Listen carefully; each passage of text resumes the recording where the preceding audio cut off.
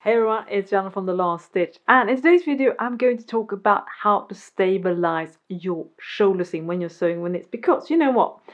This is a very important step, because if you don't use some type of method to stabilize the shoulder seam, you will usually end up with a really growing shoulder seam, especially since it already is cut slightly on the bias, and combine that with stretchy fabric, well, that is a recipe for disaster if you don't stabilize it. So in today's video I'm going to share my favorite methods on how to stabilize the shoulder seam. So let's take a look. So in this video I will show you 5 great ways of stabilizing the shoulder seam on knits.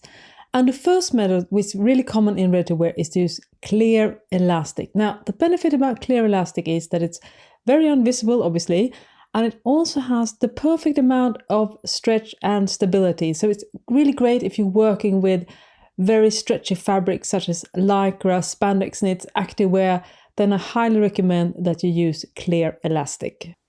Another method that's really common in ready-to-wear is to use a strip of knit fabric. Now you need to use rather stable single jersey knit, and you don't cut it crosswise. Instead you cross it lengthwise, so it just has a tiny bit of give. I would not recommend that you use very stretchy 4-way stretchy fabrics such as lycra, spandex knits, because they will not be stable enough. But if you're working, say, with 100% cotton, for instance, if you're doing a single jersey t-shirt, then using this method is really good. You can of course also use fusible interfacing to stabilize the shoulder seam. The biggest thing here is to pick an interfacing that has just a tiny amount of stretch, because if you cut some interfacing, usually crosswise or lengthwise, you will notice that they have too much give, and that will just tear away when you're using the shoulder, because you are looking for just a tiny bit of stretch. In this case, I've actually cut the interfacing slightly on the bias, not 90 degrees, just tiny to give it perfect amount of stretch. So that's a really good thing if you're having problem with getting the right amount of stretch. Just try to cut slightly diagonal, and you will probably end up with a really good stretch. Also, another good thing to know when it comes to fusible, use a thin fusible, because you don't want any heavy, because you're going to press the seam afterwards. You don't want any extra bulk. By the way, in this video I will also show you methods on how to sew the shoulder seam using different types of stabilizer, both on a regular sewing machine and a serger, so stay tuned for that. Another way of using Fusible is to buy pre-cut strips that has a stitch running along in the middle, which stabilize the Fusible so it doesn't stretch out too much, and it just has probably the right amount of give if you're working with more stable knits, because this one isn't super stretchy like clear elastic, for instance. So you definitely would not use this when you're sewing, for instance, activewear. I would definitely recommend you use one more stretchy. But if you're working with, say, sweater knits, sweatshirt knit fabrics, then using this reinforced fusible tape is really good. By the way, I will link to that product in the description section. Another option is to use power net. Now, power net is commonly used in underwear. It has both stretch and stability in the same time, which obviously makes it really good for stabilizing shoulder seams. You can definitely try and see which direction you should cut the strips, because that can also change the amount of stretch, and that also depends on what type of fabric you're doing. If you're doing more stretchy fabric, I would definitely recommend that you cut it with a more stretch, and if you're doing more stable, definitely use the other direction, has more stability. Now, when you're sewing a shoulder seam with reinforcement, you should always place the reinforcement on the back piece of the shoulder, because when you're done, you're going to flip the seam allowance backwards towards the back. So that's why it's really important that you only stabilize the back shoulder seam.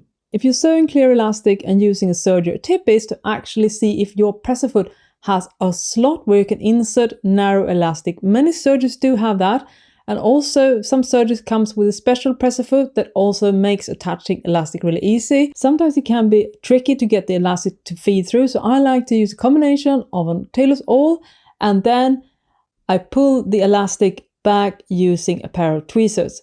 Now, you really need to make sure that you have a good amount of clear elastic in the back, because once you start serging, and that goes for a sewing machine as well, you will experience that it tends to pull a little bit, and you don't want the elastic, because it's such a smooth surface, it tends to sort of fall out if you're not careful. A tip here is actually to attach the end of the clear elastic using a little bit of tape in the back on the bed of the serger or the sewing machine. That will keep it in place when you're sewing. So that's just a little bit of an extra bonus tip for you. So here is the finished clear elastic. As you can see, it has nice amount of stretch by still having lots of stability. If you're using a serger, you can definitely also experimenting with differential feed. Here I use the normal differential feed because you have to also be careful that sometimes elastic can pull a little bit, so you have to be a little bit careful of not having too high of a differential feed, because then you might end up with gathers at the shoulder seam. One issue that you might encounter when you're sewing the stabilizing strip is that it might slip a little bit, but one tip I have for you is to actually use a bit of regular good old stick glue to just put a little bit of dab of glue, and then you attach it on the fabric and it really sticks well. Another tip is that you can also attach the stabilizer using the sewing machine. First, just stitch a narrow zigzag close to the edge. That's really important, because if you don't, you will end up having the seam showing through on the fabric. You can of course also remove this stitch afterwards. You see it as a basting stitch to make sewing easier, because sometimes the stabilizing strip can slip a little bit if you're not using a fusible interfacing. Now obviously fusible interfacing is probably the easiest ones to sew because it's already stuck to the fabric, and you can use both a regular sewing machine and a serger. Both are really good when you're using fusible interfacing. And here comes the power tip: if you have a serger, do not stop. If you're sewing 2 shoulder seams, do not stop and cut the thread. Instead, just sew it as one continuous chain of stitch, because that will also save time and make sure everything is configured properly.